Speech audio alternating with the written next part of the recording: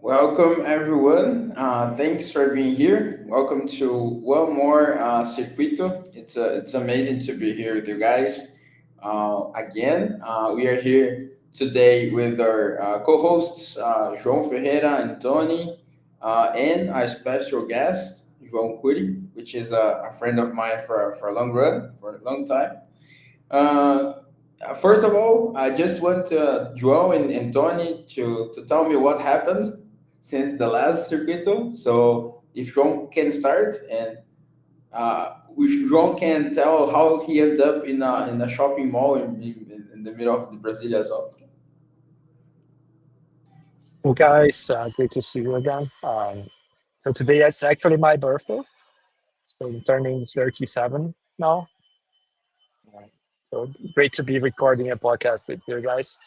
Um, I'm actually in not my usual spot in the background. You can see Brasilia. You can even see the stadium somewhere there. I think it's too small for the camera. But I was in an event at the Chamber of Deputies. Actually, this was the very first time I, I I was born in Brasilia, so I have been there for like school visits when I was a little kid, but I never actually been there for any professional purposes or whatever. And today was the very first day I stepped a foot inside the building. They were having some conversations about stablecoins, and I went there to announce a course for law enforcement agents to track stablecoins, do on-chain analytics, and things like that. I think it's a great opportunity to be closer to the government, to be closer to regulators, and to do some public service and help our branding and be a more reputable industry as well. So I'm taking that role, and I hope to represent it well and bring in more knowledge, educate people, and show it's like a serious industry that has some pretty good underlying technology. Yeah, so excited about that. It will be similar to what we did a few years ago with Lift Learning, but now in a different format with a different part of the government. And, besides that, I think, yeah, it has been pretty crazy. Uh, I'm not sure when we chatted last time, but I spent like 2 months traveling, got back home, and a lot of things to do. Like, I'm torn between traveling and spending time at home now. So traveling is really good to build connections, to raise money, and to expand things. But I think it's still very important for me to be solving like the real things that happen. I think I still contribute value to that. So it's been a tough thing to juggle, and we have been like we're building Gnosis Pay, we're launching that over the next few weeks. It should You should be able to order a car soon. Not sure when, but like 1 2 weeks, I think people will be able to order cards. Um, so that's the thing. We're doing a mobile app, and we have a huge ops and growth problem to tackle as well. We need to put structure there. So yeah, lots of things going in my mind. That's it. Great to be here, guys, and have João join us as well. Amazing, amazing. You were the best guy to be talking about stable coins in the David Chamber in Brazil, for sure, or even LATAM.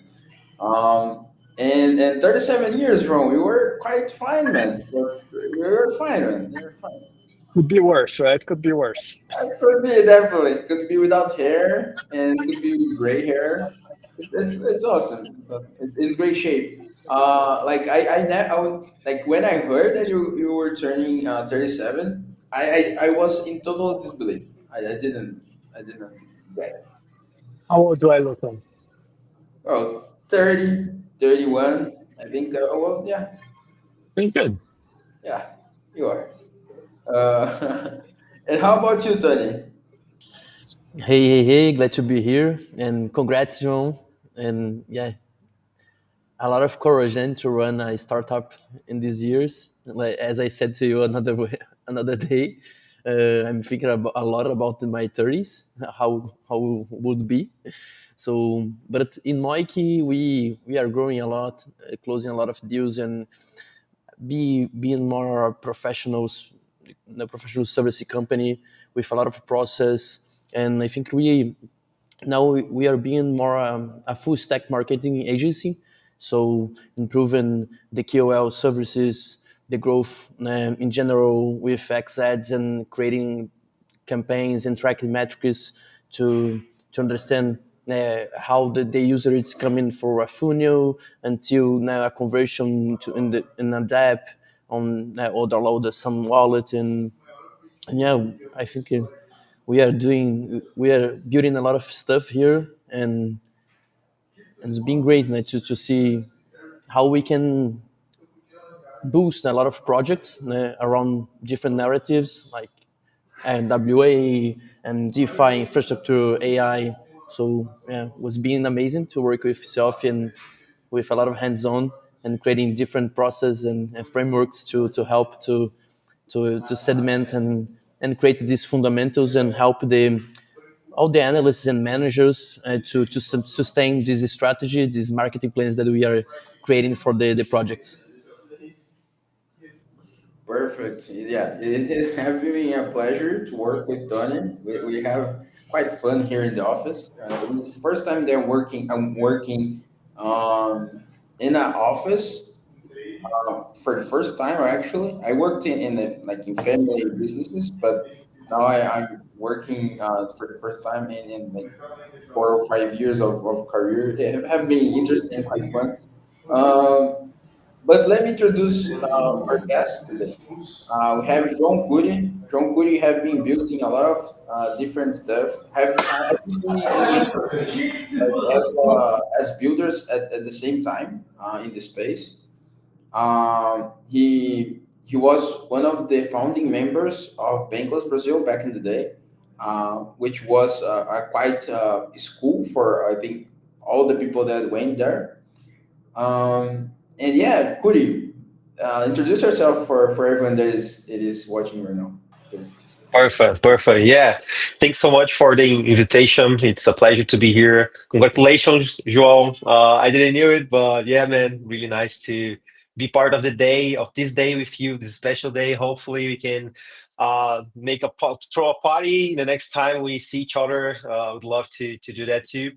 But yeah, as Yofi already started introducing, I started my whole Web3 journey at Bankless Brazil uh as a high school for everyone. I would say like everyone that were there and was there learned like that wanted to learn, that was able to learn a lot, to do like different stuff from marketing community to understanding how difficult was to start a DAO, and especially like we in the bear market. Unfortunately, this last few years, even though like right now the prices are not the best, I would say like the 2021, 2022, the bear market was brutal.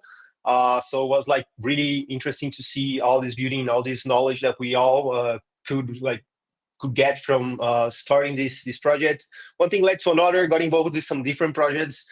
Some of them like with Seofi too, as Niftify, and yeah.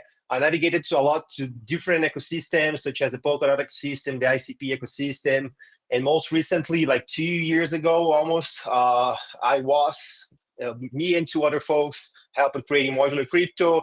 I made an education company that which I was running until joining the Arbitrum Foundation, and also I was the hub leader of ICP in Brazil. I don't know, for the folks that don't know, ICP is one of the biggest projects that we have into the ecosystem. I was leading the operations in Brazil, doing different stuff from education to community, to onboarding more developers, and even getting some more depths into the ecosystem. And right now, I am at the Arbitrum Foundation. I joined like in the beginning of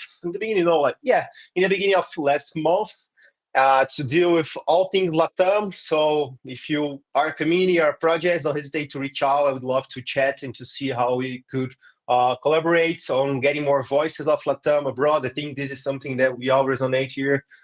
Thinking LATAM in general, we have a lot of problems, not only in crypto, but like talking specific about it. We have like some problems that we see that when we go abroad and when we talk with projects abroad, the projects in the region lacks a bit in regarding to amplification, in regarding to marketing. So all things that I can help inside Arbitrum Foundation count on me to do this. And yeah, my mission in the end is to help LATAM get more recognition. I think we are on a right path to this. I think a lot of the eyes in the ecosystems are in LATAM right now, in Brazil, because of this fintech ecosystem that we are seeing emerge, and also the CBDC finally getting some traditional traction, I would say. And at the same time, a lot of events happening here in LATAM, such as Dev Connect, that will be happening in November this year. So yeah, excited to be here and excited to embrace this this next step in my journey inside Arbitrum.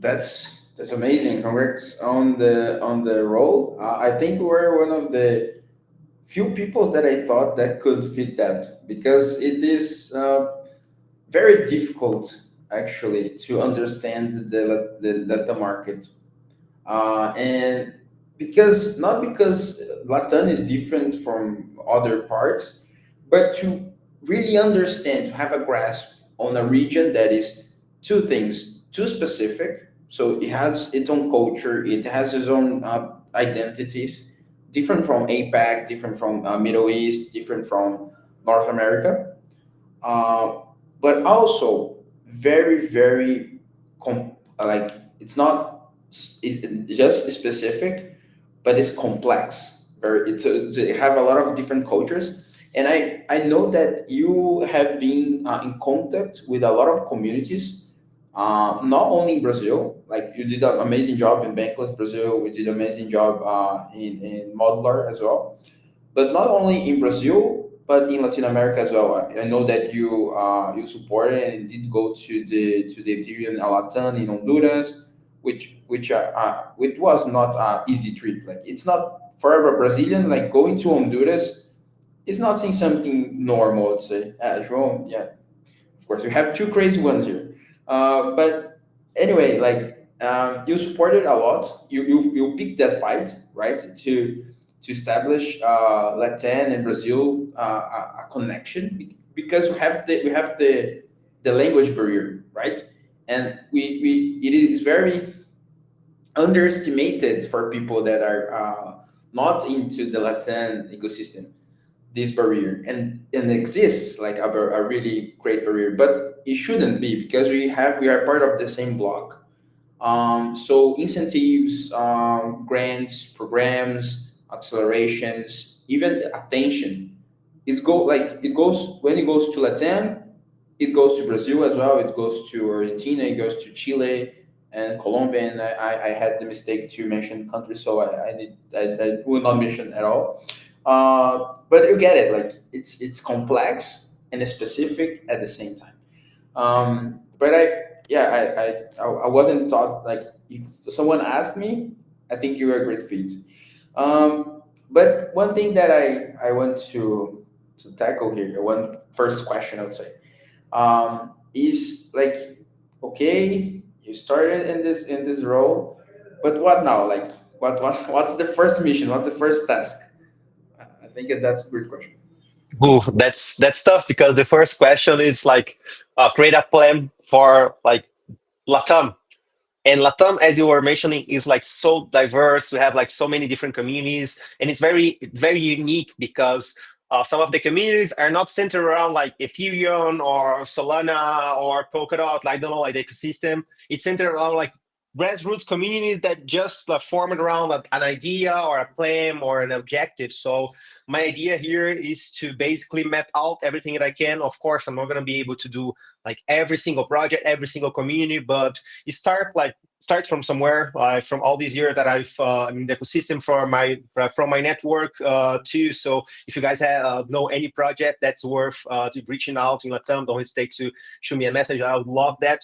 But yeah, basically mapping out everything that I can, from events to communities to projects to institutions to, and see how can I support them. And it's going to be different, like from the approach for institutions going to be completely different from the approach for a community. That's going to be different from the approach for events. But yeah, to provide like not like too long answer here, the idea is basically to be on the ground, be building, being close with these communities, because something that you mentioned that I couldn't agree more. Like most of the times, the protocols that try to go to LATAM, they have like the USA strategy, the Europe strategy, and they try to implement this strategy here. But without like asking any community, without talking to any project or at least any builder in Brazil or Argentina or Mexico, I don't know. And my idea is to do quite the opposite. It's to reach out to the folks that are already there in different places in Brazil, in anywhere, and to like connect with them, like provide, understand with them like what they need, how can I support, how can the foundation support, and how can the ecosystem in general, because most of the times, even if like our foundation cannot support, I know that I have like João that have a good project that maybe can do some integration with something else. So the idea is basically to help with connections and to be present in the ground. We're going to be going to the biggest events that we can. So be on the ground, talk with builders, talk with projects, and at the same time try to be more connected to the ecosystem as a whole. Something that I still love to see is like this whole LATAM connection, because we have like this language barrier. But I feel that, for example, until I joined the foundation, I didn't notice that the ecosystem in Mexico is big, man. Like we have a lot of builders there. I use it to know one or another, but in the end, like to really understand what's happening to these places, I will have to talk with a lot of communities, a lot of people that are already there. Like, why should I, that live in Brazil, understand better the community in Argentina than someone who lives already there? So my idea is basically to communicate with all of them, and also to provide like some reliable source of connection. So if the folks want to understand a little bit more about what's happening to Arbitrum DAO, they can reach out to me. Even if I'm not the best person to answer that, I can connect this builder with someone that is. Or if someone wants to understand a little bit better about what's happening to Off-Chain Labs, the company that handles the technical aspects of some of the stuff about Arbitrum, I can also provide some connections. So in the end, it's like, I don't have a clear path yet, but I have a lot of tasks in my mind to accomplish through the year, I would say. Yeah, and that's the like it's very different. First of all, sorry, I will thank the 115 people that are watching on the Circuito right now. I will like personally shout out Deb for being here. Hey Deb, thanks for being here. And Kyle as well from Near X. So shout outs made. If anyone have a question for Kury, just leave in the chat. I will ask Kury here. And like that's the difference between building an ecosystem. Like most of the times people don't understand the difference between like business development, sales, and ecosystem building. And they're very different. Like business development, you are trying to make something that is win-win, synergy, and build something together. Sales, you have packages, and you're just people pick and choose, and you just sell. You just do the sale. But ecosystem building is very broad than just that. Like in ecosystem building, of course, you can make sales if it's needed. You can make business development. You can do joint ventures, things like that. But ecosystem building, as you mentioned, like man, I have this project. This project is applying for a grant, for example, but it doesn't fit this grant because the program it wasn't made for this kind of project. But instead, they can go to Picnic and have a conversation with João, and they will get traction by integrating with Picnic, and that conversation is interesting to have. So you connect these two parts, you nurture, you foster the ecosystem, and at the end of the day, you win because like Arbitrum is an ecosystem. So if we have a lot of different ecosystems in this market in this industry, but if you have more nodes to this ecosystem communicate with itself, you have an ecosystem. If you don't have this communication, you're again you're not selling directly like something, some product or something, some service. You are just connecting nodes, and once they are connected, you are the ecosystem behind it, behind the connection, and that's what you said. Like and it is very different. Like and most people don't get it. Like people that not like there's two parts of the job, right? To understand that and to understand Latam, and that you get it all. Um, if João and Antonio want to ask something, feel free, guys. I don't want to monopolize this. For me, I think the Arbitrum, it's we are ready for the next chapters, né? So I think we have to Joe, it's building this plan. But I have some questions about modular. How was this journey? Because for me, when I saw, for me it was something kind of difficult, like connect with all these brands, gain some grants, and create the content and show the value that you are creating on this ecosystem and on Brazil and Latam. Because sometimes I see that the other communities and other projects around the world don't see Brazil or Latam as a, a good, I think, a good place to nurture to build something. So how was the this journey? Even ourselves, sometimes caught ourselves thinking that it shouldn't be worth all attention, right? Yeah, yeah. But yeah, I would say that was a hell of a journey in all senses possible. Like, for example, the event that we held in Carnival, Modular Carnival, was one of the hardest things that I did in my entire life. Like organizing an event from zero to one, it's so hard. Like, it's not just being there at the event date and to enjoy. Like the folks that were there, they saw me like just like walking around all day, like doing stuff like from grabbing water bottles to like getting the key for like some room. So it was a lot, not only prior to the event but also at the event. But yeah, as you mentioned, like it was really hard to get like the recognition. We always try to say that our goal was to be a bridge, but a bridge in the sense of a bridge for the Latam community, creating valuable content, because we know that uh, like content in Portuguese we have a lot, but reliable and valuable content is not, unfortunately, the biggest thing that we have. Like, we have a lot of talking speculation, not on like building fundamentals and things like that. So we try to provide this connection and this knowledge that most of the time is only in English, and when in the best case scenario is in Spanish, not in Portuguese. And at the same time showcase a little to the projects abroad, like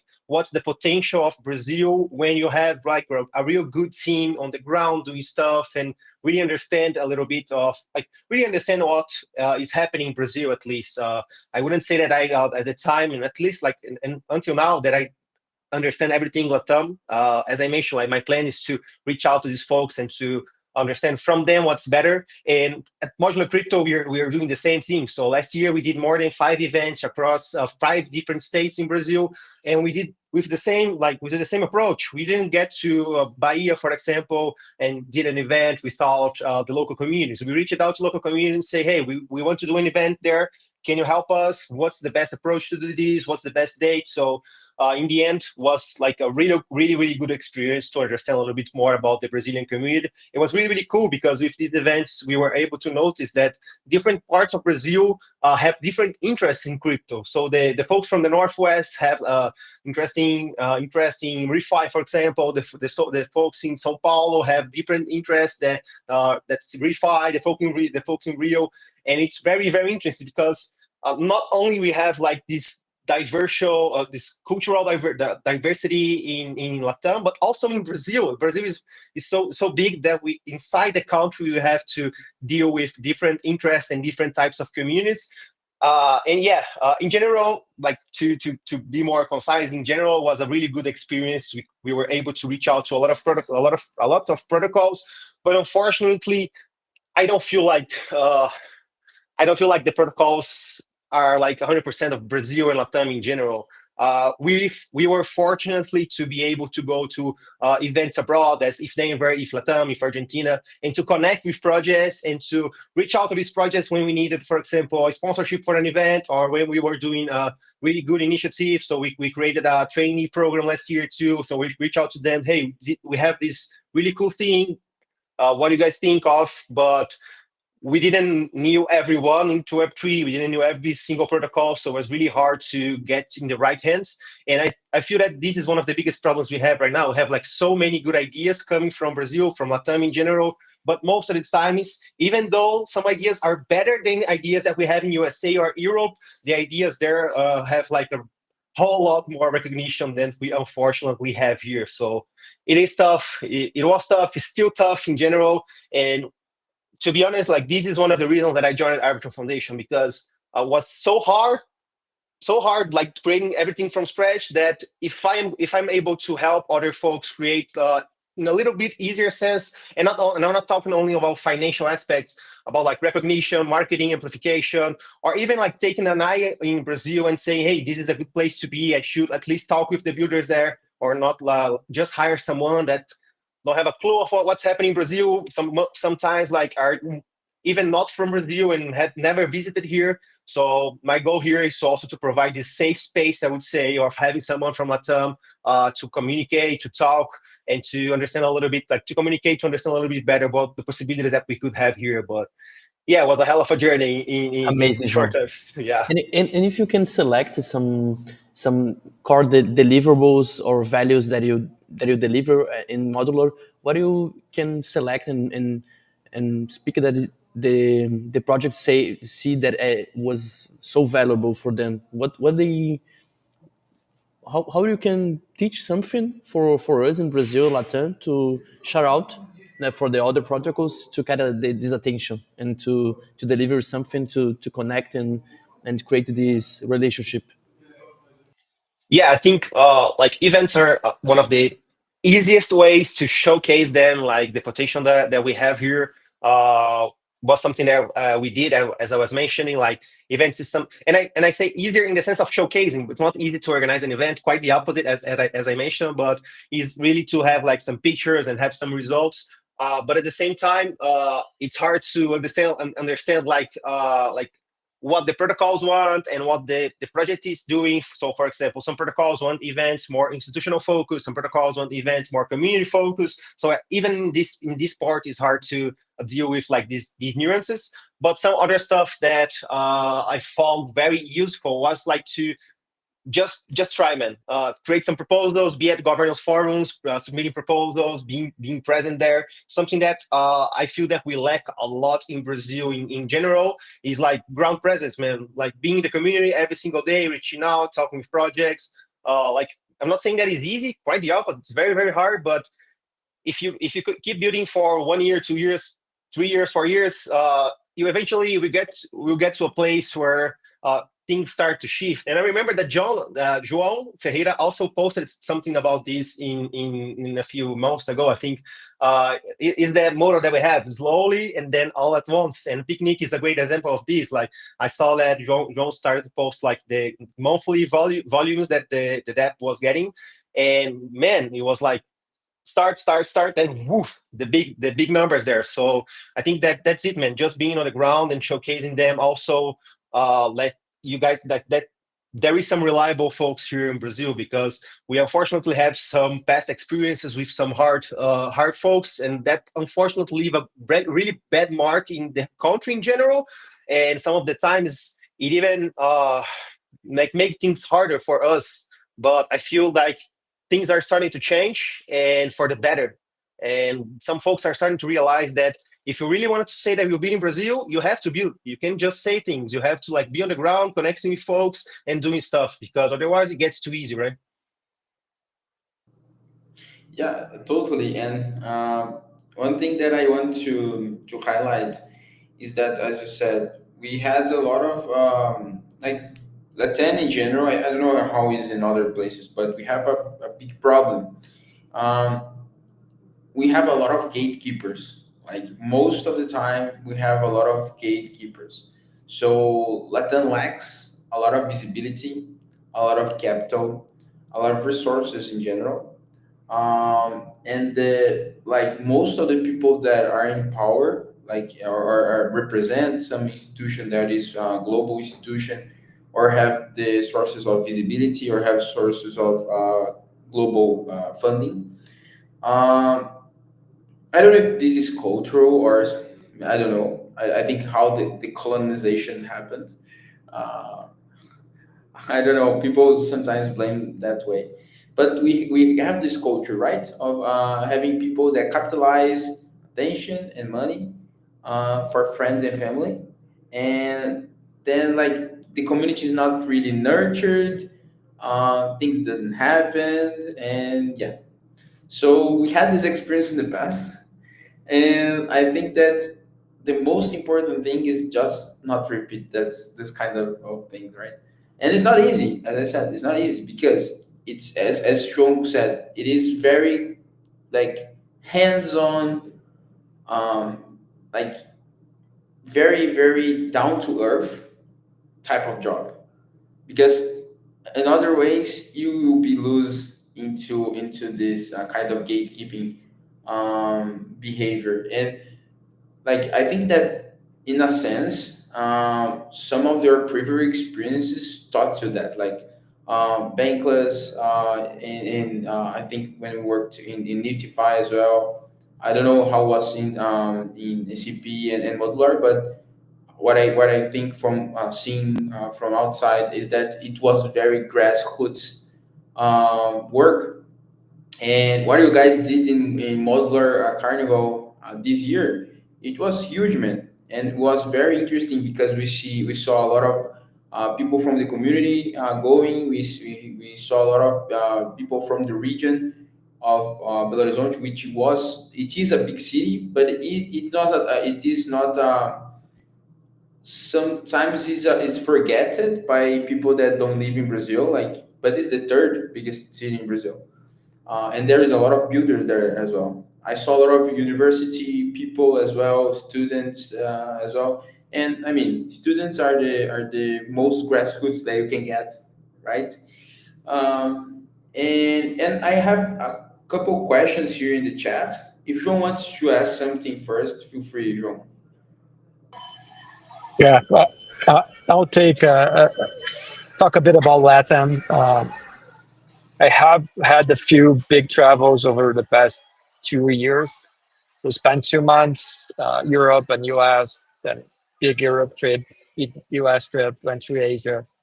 And one thing like I have been realizing kind of every trip is that Brazil is worse than I had calculated before.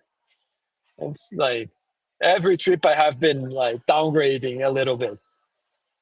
And it is tough to say that. Uh, but I don't know, like I spent a few weeks in SF uh, this year, and it's just very different. It's much easier. So people are super open. You get time of super busy people, and they help you. And it's much easier to build that way. Like it's really hard to compete against that. Like if you tap into the right ecosystem, you build the right connections. Uh, so I think that's like one piece of the thing. So I have been realizing like how LATAM is such a challenging environment, both in terms of capital, I think that's one, but also in terms of like uh, connections, learnings, like and the knowledge. I think if you're in a more mature ecosystem, things just get easier because you can find people who done that, and you get those tips that save you a few months of like battling it out. So I think it's super helpful to be around those ecosystems. But at the same time, there's like 200 million people just in Brazil. LATAM is probably 700 million people. People are super well digitized. And that's like, there is generally a good regulatory environment to build. You can try out things. Regulators are pretty open. So I think there's a huge opportunity to build relevant products and leapfrog the current financial institutions and financial systems. So that's kind of the paradox here. I think it's a really good market, but if you stay only here, I think it's dangerous. So the movement I'm trying to create and the balance is how do I tap into the ecosystems outside and build a product here and nurture the local ecosystem. I think that's one thing I have been thinking a lot. But I have realized I need to spend a lot of time outside Brazil. That's one of the key things around my mind. But and I understand a lot of what you are saying, João, in different aspects and different possibilities. When you mentioned Brazil, something that I really stuck in these last few days was, for example, in the Argentinian ecosystem, the folks take really pride and try to support as they can the local projects. If you go to Argentina and talk to someone about lemon, about like any project that are from Argentina, and you talk bad, they are gonna throw shit on you. Like they really like take pride in this. And unfortunately, for example, in Brazil, we don't have this yet. Like we don't have like folks from the community getting together and say, man, this is a local project. We have to support them. Otherwise, like if the projects win, we also win in the ecosystem as a whole. Like the Dev Connect is also it's only happening in Argentina because we have like all these grassroots movements with Claros, with Lemon, with FOAP that reached out like a global level, I would say. And this is something that we should like do better in Brazil, I would say, in general. But also, for example, we were talking about modular carnival. Some of the stuff that helped me host this event was traveling abroad, was going to If Denver and seeing like how If Denver is completely different from the events that we have in Brazil, how If Argentina is completely different. And I got out of there of these events. Siofi, I even went with Siofi in 1 year to If Denver, so he can also say a few things about this if you want. But when we left the event, we always said, man, I would love to have something like this in Brazil.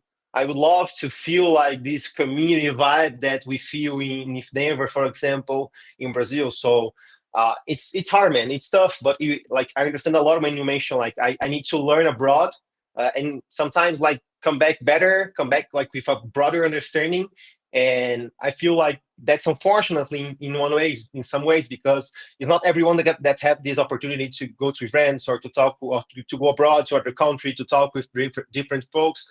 And we should not demand these folks do this to learn about the ecosystem or to improve themselves. But unfortunately, this is something that we still have. But I feel, as I was talking before, that we are on like maybe a shift in this whole region. In different aspects, I would say in Argentina we have some things happening, in Brazil some other things happening, in other places like their own specific things. But I feel like we are approaching a very interesting time in LATAM for all these things. Like I feel that all these events, all this movement that's happening here are attracting more capital, attracting more attention, more visibility. More teams are also trying to hire folks in the region, and this is all it's some other stuff that is very very hard to hire good people, hire like the people that you need in your team, because most of the times you need to hire someone that speak English to communicate abroad, as João was saying. So yeah, we have a lot of challenge to surpass, but it's really glad to like be part of this movement. I would say like this is something that I was talking with Rob from Pods a few weeks ago, because I was talking to them, man. I understand it's hard, but at the same time, like if you don't do something for the ecosystem or about the ecosystem, how would you expect it to change? So, like to be a little bit cringy here you have to be the change that you want to see. And I think in one way or another, we are trying to do this. All here are trying to do this. And when you were speaking, one thing that came to mind was Rappi, the delivery company from Colombia. I remember one YC batch where I think the most like common patterns of like previous experience was happy founders in a YC batch. And that was super cool. Like crazy Colombian guys built a company that is super entrepreneurial. And then you create the ripple effects of people going there, doing a few years of service, creating their own companies, and ecosystem starts to build out. I think Bankless in Brazil is an example of that. Like you spend some time together and now the thing is replicating. So it makes a lot of difference, but it is hard work. It's hard work. And it is not a work that it pays off right away. Like building an ecosystem, it is not something that has like ROI in the day two. Happens, maybe it doesn't have a ROI sometimes. Let Yeah. me let me ask the questions of the chat. Like hold the thoughts a minute. You said like we want to see Ethereum Denver type of event, but in Brazil. We will have Ethereum LATAM in Brazil for the first time in São Paulo. And then we will have Dev Connect really nearby in Buenos Aires. Let hold that thought.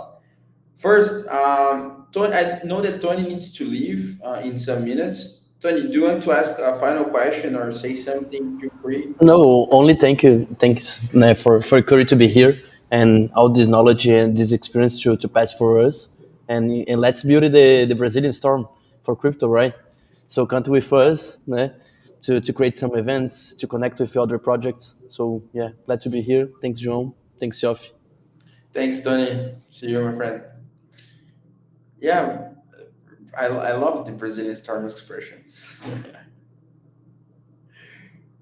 Okay, let me ask the first thing. Here is bro. Well, just a shout out to our guys into Wormhole Brazil. See you there. They'll have a question from Kush. So, João, how do you think about Arbitrum differentiating itself in the region? That's the question.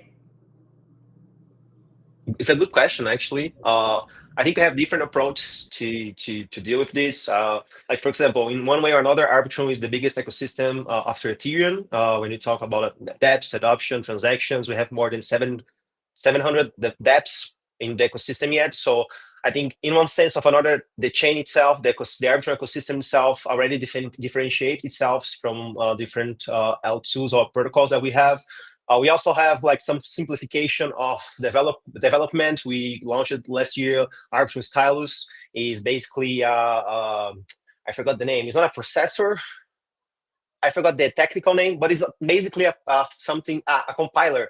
It's a compiler basically that we can use to compile everything into from WebAssembly to the Arbitrum virtual machine. So Arbitrum right now is a multi-VM ecosystem where you can develop in Solidity, you can develop in Rust, in C++. So I think these also make it a lot easier to developers to come to the ecosystem, because most of the times I see the projects only try to reach the same developers that are in the ecosystem, the Solidity developers, and Arbitrum differentiate itself from like being more broad and also trying to connect and to talk with developers that also are into Web2. Not only that, I'm going to be talking for a bit. If you want to stop me, I will. But we also have like a really good DAO. Actually, like I was seeing the numbers of Arbitrum DAO right now, and I would say that it's one of the most active DAOs in like the whole ecosystem. We have some proposals passing with more than 80% of the total quorum that we could have. And I love DAOs since 2021. I've been studying it, and it's really cool to see like this whole like this huge level of engagement inside a decentralized organization. And we also have like different structures building Arbitrum DAO. We have like not only Arbitrum Foundation and Off-Chain Labs, but we also have Entropy Advisors, we have the OPCO, we have the Game Catalyst. So I think all of these organizations is helping the DAO and the Arbitrum ecosystem grow itself. We also have like some grants program happening to Arbitrum DAO. We have like the domain allocator round 3 happening as we speak, where builders like from community events, the community events. I forgot the other term of this specific term, but we also have grants for projects that wants to build into Arbitrum ecosystem. We have projects that wants to create tools for Arbitrum Stylos. So I would say we have it all. Like we have folks building, hands down, trying to connect not only, as I mentioned, to Web3, but also to Web2 and Web 2.5. I would say we don't want to be talking only with the our bubble. We want to like pop this bubble to bring mass adoption. And I think the best place to have this mass adoption right now in the Ethereum ecosystem is Arbitrum. So I think this is something that is worth mentioning. And yeah, for the region, I just joined, so I think I will have a lot. I love to prove myself into the ecosystem with Arbitrum. But yeah, I have a lot of stuff in the cooking area right now to basically bring more attention, more recognition, and to amplify the voices that we have built, that we have in LATAM, that unfortunately most of the times they lack a lot of this recognition. And at the same time, something that I will take from me, like from before joining Arbitrum Foundation, and like, but I hopefully like for basically the timing that I stopped my work into the crypto ecosystem, this mentality where like it's first you have to give, then you can ask. So first you have to go to the community, talk with the folks, see what they can need, they can have, and then you can ask them something else. So this is something that really stuck with me, and I really hope to be able to pursue into the Arbitrum ecosystem, like being hands down, talk with builders, connecting with the community, and also amplifying the voices that we have here. And unfortunately, sometimes they don't have this like, recognition that they deserve. Yeah, well said. Like one of my personal goals is to help uh, projects in LATAM and in Brazil to access this global stage. And as you said, a lot of talent get hidden. A lot of startups don't get seen. A lot of DAOs, public goods organizations, don't see the day of light because they don't have the incentives to do it. So, but yeah, I think you are in a very key role to have to make this happen. And I trust you with that. Yeah. And I shout out to thanks Kush for the question. Kush have the best chat bio in Twitter, which is Latin Act. Appreciate that. I will steal that someday. I will pass to Kyle. The question is, Kury, would love to know more about the plans of Arbitrum to onboard Latin projects and developers, and what kind of projects you guys are looking for. Good question. Yeah. So I explained a little bit about all these organizations that are helping Arbitrum in the previous question. But I think, yeah, for like to give a proper answer, the domain locator round is happening as we speak. We have like 4 or 5 different categories from education, community, development of projects, new ideas, Arbitrum styles, gaming. So I think this for itself speaks that we want to help these projects build. We want to help at least with a little bit funding. But not only that, we are also trying to coordinate a lot more in this year to not only provide this funding to the projects make their proposal doable, but also to help these projects showcase what they did. This is something that, as we were mentioned, like a lot of things happening to Web3. But the thing is, some of the stuff happens unnoticed. And that's not like to say with pride, actually quite the opposite. I think we lack in general, like good media, good coverage about what what different are doing. And I think like with LATAM, I think that's my goal, like showcase a little bit of these projects. And yeah, for developers, we have Arbitrum Stylos that I would say that's the easiest way to onboard into the EVM ecosystem nowadays. I even talked with a friend from Venezuela that said to me that she's using our Solidity stylus compiler to do like basically get the Rust code and into Solidity and then to deploy into other ecosystems, not only Arbitrum. So I think we are on a very interesting place where we're not expecting only Web2 developers to come to the ecosystem, but also to onboard real new developers into the ecosystem. And this is something that we unfortunately need, I would say, because I see that unfortunately some projects only talk with the same like 12 people in Discord or in Twitter, and I feel that we are building infrastructure like for almost 5 or 10 years. It's time to really onboard this new mass, or onboard these new folks and these new projects. And unfortunately, I don't feel that only Solidity is going to be able to handle all this. So we have to expand, and Arbitrum is doing all this. Yeah, for sure, for sure. Thanks, Kyle, for the question. Thanks, Chris, for your answer. One thing that I want to highlight, right? The two things. One, someone may ask, like, if we're talking about Latin, if we're talking about Arbitrum presence in Latin, the Arbitrum plan for Latin, why are we talking in English? Like, would it be better to talk about in Portuguese or Spanish or Portuñol or like something like that? And I just want to grasp on something like most people that are in this ecosystem that are watching right now, some people could be from Latam. Most people are from Latam because it is broadcasted in my X account and Tony's LinkedIn and YouTube. But they have the potential to highlight. They are building for the global community, right? So most of these people are building for the global community. And the language, the lingua franca of all these communities is English. So is we are sending a message for two people. The people that are building here, but they're building global, and there are people that are in the global ecosystem.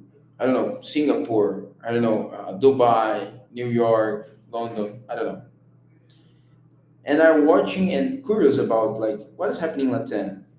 Are something there is something interesting or not? And we are open, we are very transparent on the difficulties, on the lack of resources, on the challenges that we face here. And it's nothing new. Like everyone knows that Latin and Africa and some parts of Asia have a lack of attention. Like if you see numbers, if you see the infographics, you see one highlight here, you see one highlight there. As João said, you have Happy in Y Combinator that had a great time. If you search for the top 10 best cases from YC, Happy will be there for sure. Brex as well. Take notice of that.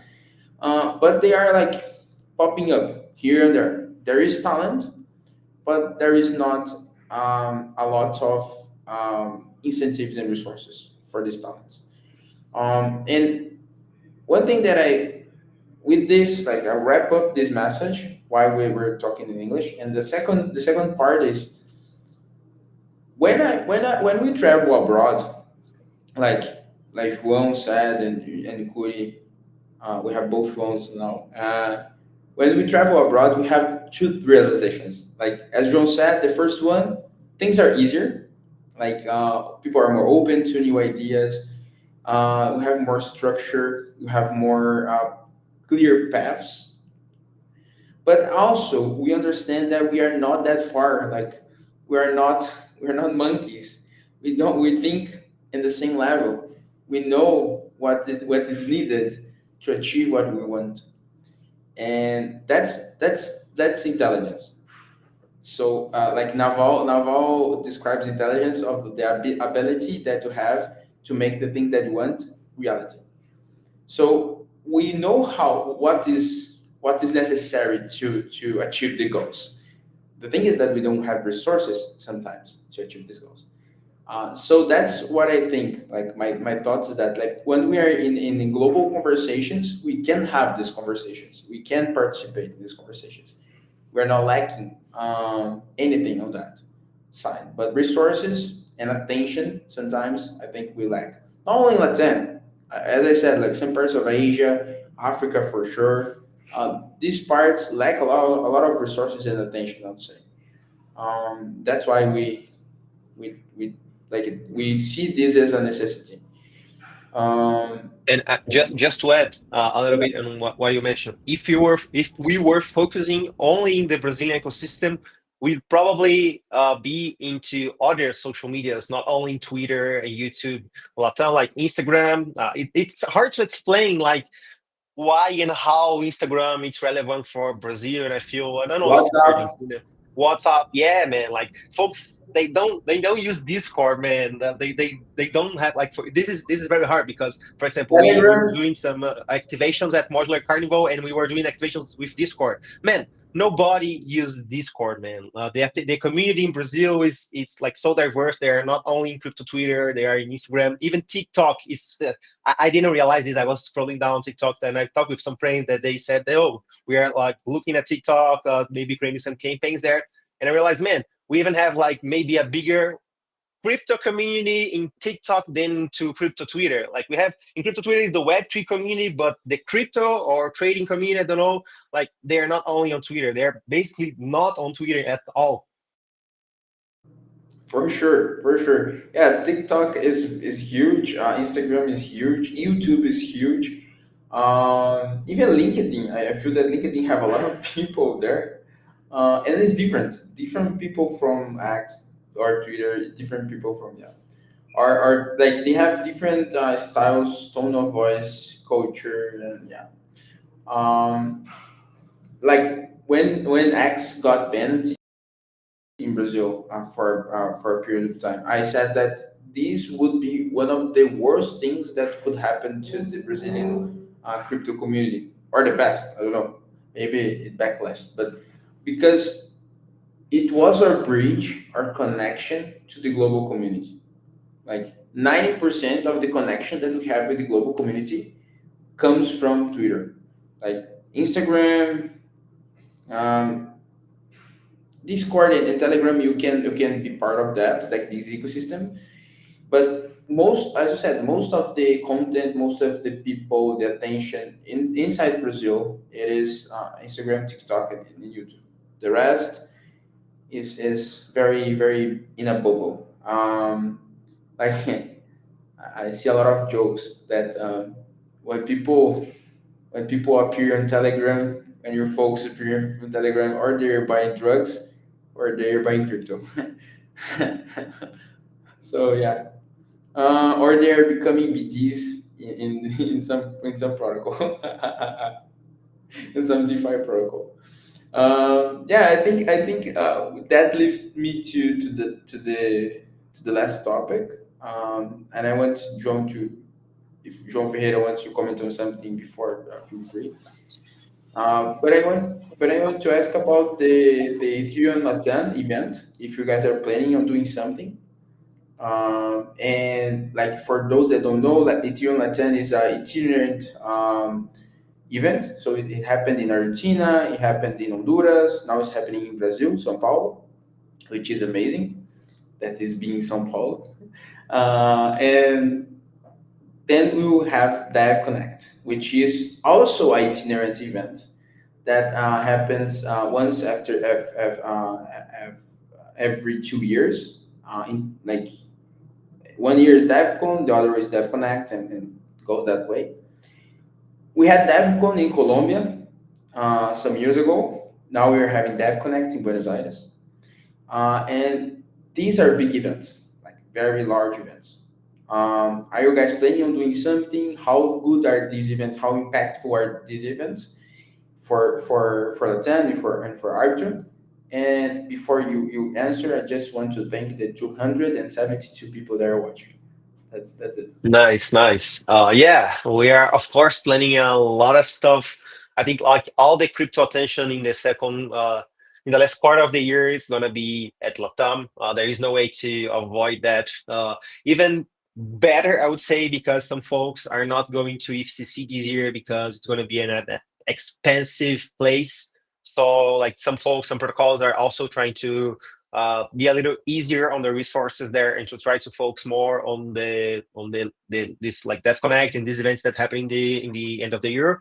We're probably going to be doing a lot of stuff into Dev Connect. And the funny part is not only Arbitrum Foundation is going to be doing some stuff, but also Arbitrum DAO. As I mentioned, we have like this huge grant program that's happening as we speak. And we have like one of its vertical is community events and education.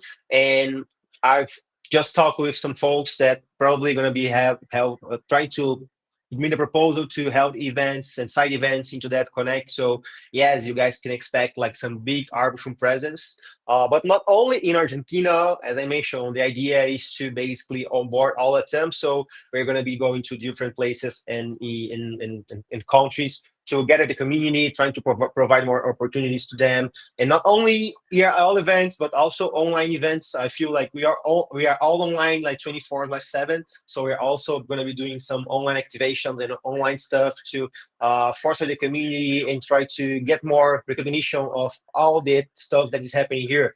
Something that I'm going to be repeating here. I think we don't give enough recognition for the folks that build in Latam in general. And I'm not only mentioning this in Arbitrum, like quite the opposite actually. But I feel like this year is the year of changing all this, and like my goal here is to make this change or at least be part of it. And yeah, you guys can probably expect a lot of events, not only in the second quarter, but in the first, not only the second half of the year, but in the first half of the year too. I know we are starting the second quarter right as we speak into this new month. So we're probably going to be going to Mexico at some places too. And I don't know. I don't know if we covered all this, but something that we are really, really looking forward, as João mentioned in the beginning, is a stablecoin adoption. Last week we launched Arbitrum launched a stablecoin that's called MXNB, utilizing all of Arbitrum infrastructure. So We are seeing a really good movement and momentum stablecoin and RWA in the region. And yeah, all things that I mentioned. If you're building a project, don't hesitate to reach out. I would love to chat and see how we can help each other. And yeah, I think we have like a lot of stuff that's going to be happening in LATAM. We also have the ambassador program of Arbitrum that is open for Mexico and Brazil. And Brazil is really cool, man, because before I joined the Arbitrum Foundation, the folks reached out to me and said, man, the folks in Brazil are really different. We have like the program opened now like in February, so we have like 2 months sort of the ambassador program in Brazil open, and we already have more than 60 ambassadors creating content. And it's different because when we talk from folks from Japan, from Hong Kong, from the other side of the world, they always say, man, in here we don't have like these enthusiastic folks creating content, putting their face on, doing stuff, trying to connect with more the community. We are more I don't know, like more on our own, I would say. And the folks here are like very extrovert, they want to be part, they want to do stuff. And I feel that's very interesting. And with the ambassador program, our idea is also to leverage all this knowledge, all these things that the ambassadors bring to the Arbitrum ecosystem, and also with the same goal to provide them an opportunity to be part of all these and to leverage their recognition too, because in one way or another they are helping this whole ecosystem. And as we talk from the bankless times, the layer 0 is people, and if we forgot about people, we don't have nothing. Yeah, that's for sure. And I remember, I recall, like talks that we had, like conversations that we had, talking about, man, we need to have this presence here. We need to have this protocols here. I think João is back. Like, let me bring João back. Okay. We need to have like representation here of these ecosystems. And I think and I remember like our conversations in the past, and I'm glad that we now have representatives here and people that are in the ground, working with us to make this ecosystem a real one. Um, do you know what is an island that is 2 hours in an airplane from Buenos Aires, from the Dev Connect, and people will do an after? Well, that's my friend. It's Florianopolis. If you want to go to Florianopolis after the Dev Connect, you're more than invited. Okay. Do you already have the dates, or it's alpha? But it's an alpha. It's an alpha. Hold on. Don't tell Okay.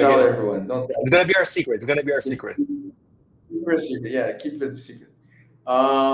And like it will be huge. Like we will be the whole Ethereum Latin event, then the Dev Connect event, and then if people want to go to Florianopolis, they want to go, they can go. But I think people don't underestimate the power of this kind of event, right? I remember that we had like Ethereum Rio in 2022, and man, that event was one of the boosters for our ecosystem. Like it was only one event. It was right after the pandemic. A lot of people participated. All of our three, I think, were there. We didn't I didn't knew João Ferreira back in the day, but me and Kury, we were in the same crew because Bankless. But that is something that sticks, right? We remember the event, we remember the people that we talked to, we remember the friendships, the relationships that we carried on after the event.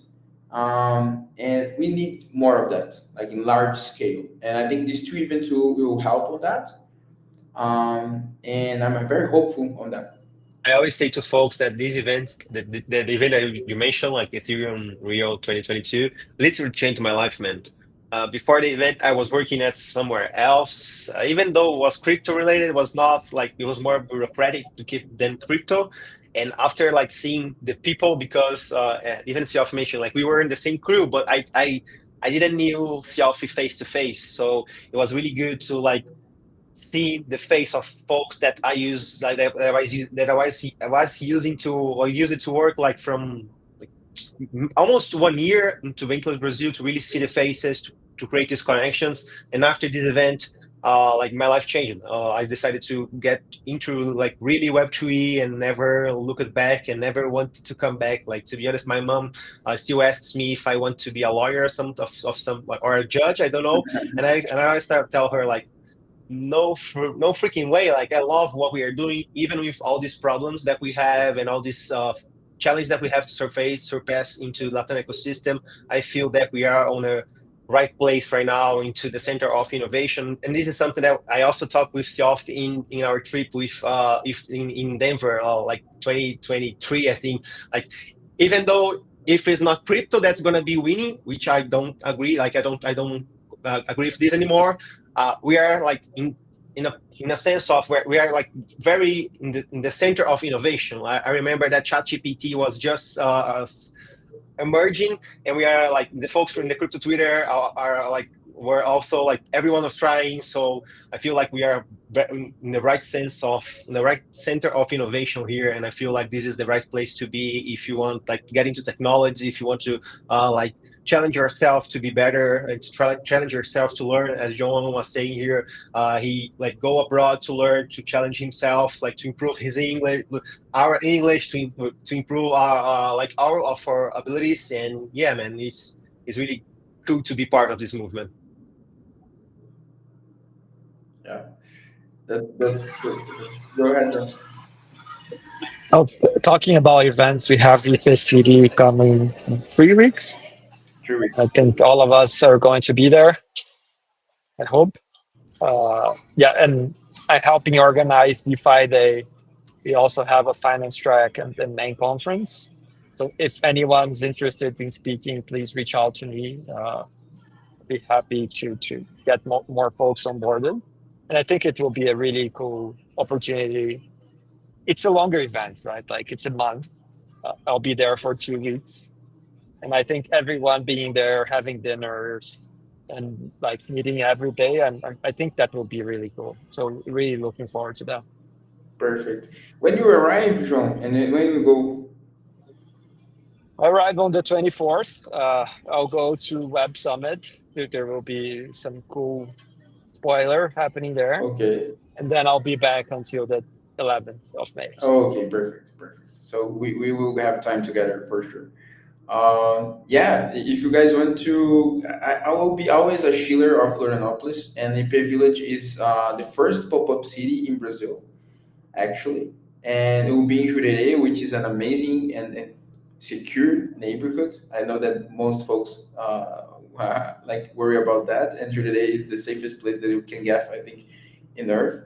And it will be amazing because a lot of great people, like people that are very, very into not only network states, governance, but also health, finance, and all things that we need for new cities to understand the problems that we have right now and how to fix it.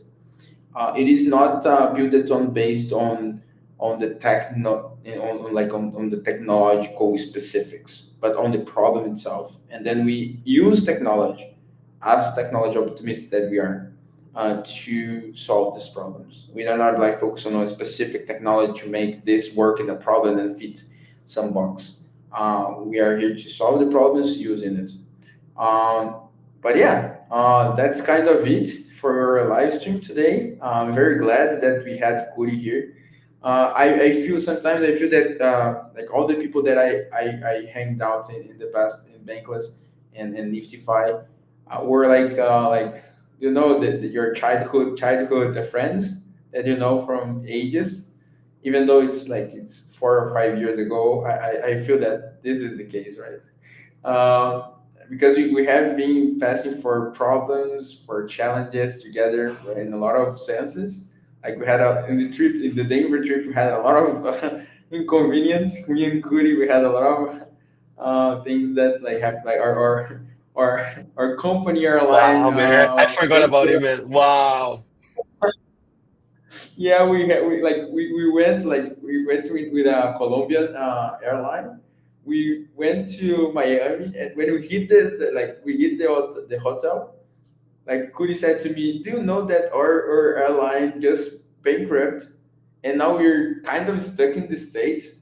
until it opens back, like the airline. And of course, we had 2 weeks to solve the problem because we were there for the events and hang out a little bit in the United States.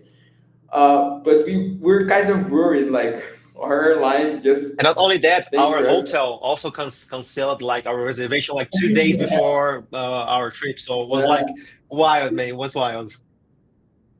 It was a mess, but it was awesome because we got upgraded in a hotel that was very great. But yeah, things were crazy, and we had this time together as people to create relationships, and that's what I love about crypto. Like our community is so close, and so we see each other so frequently that we create these bonds, right? And I love it.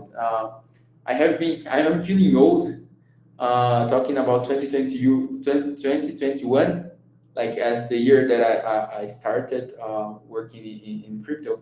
And yeah, it's having a hell of a journey. That's it. Thanks, guys, for being here. Thanks for the almost, we have, if we have two more people in the live stream, we reach 300. But thanks for being here. João Ferreira wants to say some final words. I'm super happy that Kury is in Arbitrum because he's an amazing ambassador for the brand. But I think it's a role that can have a huge impact. Um, I think everything that Arbitrum says as institution or supports gets a huge credibility boost, and I think that makes a huge difference. So I think we have a great person with a lot of leverage to do good work. So super happy with this, and yeah, wish you all the best, my friend, and super happy to be helpful any way I can. Thank you, my friend. Thanks for the Perfect. kind words too. Perfect.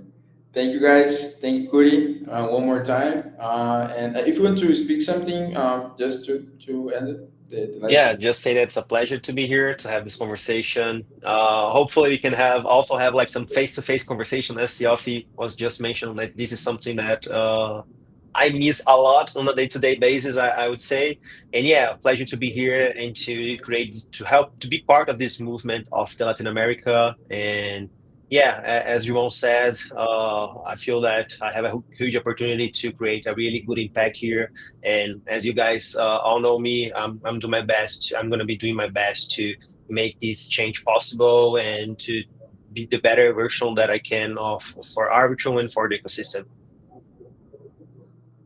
That's it. Thanks. Thanks for the 318 people. It was worth it to make João and João speak a little bit more.